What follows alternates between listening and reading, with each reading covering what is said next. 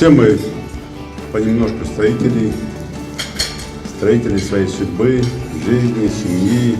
Праздник профессионального строителя – это, конечно, нечто другое. Мы многое сделали за эти годы, еще больше предстоит сделать. Если только взять по этому году, мы с вами должны сдать порядка 40 мощных, хороших объектов.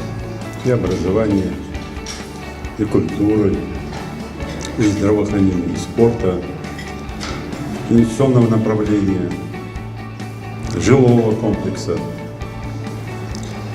А на следующий год или переходящий более 70 объектов. Спасибо за работу. Ну и надеюсь, уверен, что мы дальше с вами будем также продолжать эту работу. Тем более, я вам сказал, задачи огромные. На Албарте Волга. Спасибо большое.